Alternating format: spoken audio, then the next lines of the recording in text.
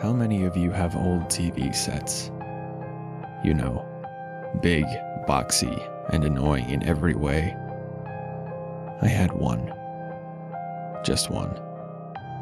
My nice 50-inch plasma screen crapped out on me, so recently I've been watching my shows on the old television set. It really was a hassle, lugging the thing from my garage to my living room, setting it up, getting new rabbit ears, the likes. I've had it in my living room, which doubles as my bedroom because, well, I'm too lazy to walk to my room most nights, and I just crash on the couch. I usually stay up all hours of the night watching the tube. The last couple of nights, I've noticed a very strange phenomenon. The afterglow. At first, I thought nothing of it. I just thought it must have been my eyes adjusting to the darkness. So I buried my head in my pillow, relaxing and trying to sleep. I brought my head up, and the afterglow remained. There, on the screen, as vivid as if the thing were on. I always had irrational fears. Clowns, being alone, stray branches tapping my window. But this disturbed me in a way no fear had. I got up off the couch, causing it to squeak from the release of pressure, and walked across the carpeted floor to unplug the set. I pulled the plug from the wall, and to my dismay, the glow was still there. It is a faint kind of dark light, not bright enough to illuminate anything, but enough to sit like a phantom of what you had just seen, only behind the convex glass. If you've seen it, you know. If you haven't, lucky you. I thought nothing more of it, and went to sleep. I awoke the next morning and opened my eyes to the television. No longer creepy and weird, but just old and kind of pathetic looking. I remembered the previous night and shuddered a bit, but thought it was all in my head. That night, I did my usual ritual of staying up late watching the TV, but I again shuddered at the thought of the TV being the only thing making any noise at all in my house. I was alone, but that fear had dissipated with the years. This time, I was bound and determined to make the afterglow not happen. I pulled the plug before shutting off the TV. The afterglow was there, but different.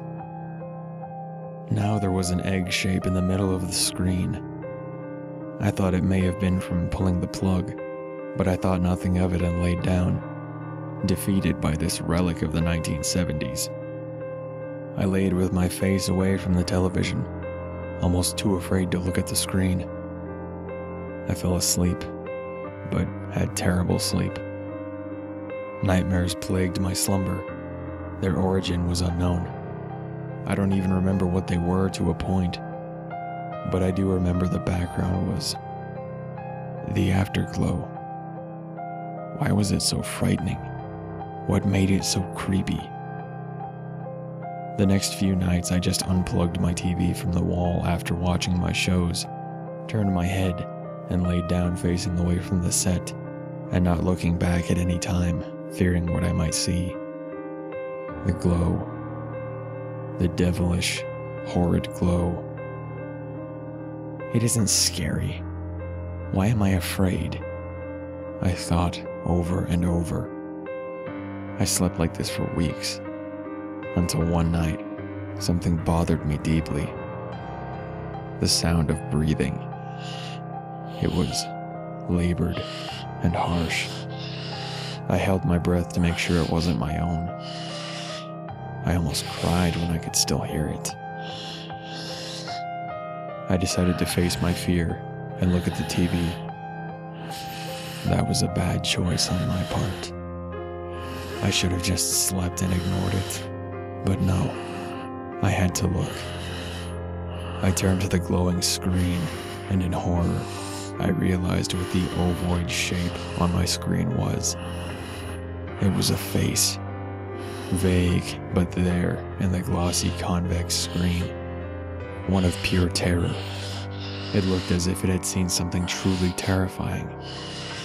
I closed my eyes, and I could still see it in my persistence of vision. I couldn't escape. I picked up the TV in my hysteric state and tossed it out the window. It crashed through the glass and broke with a loud bang. I don't watch TV anymore at night. And if you have an old boxy TV, don't sleep near it. Ever.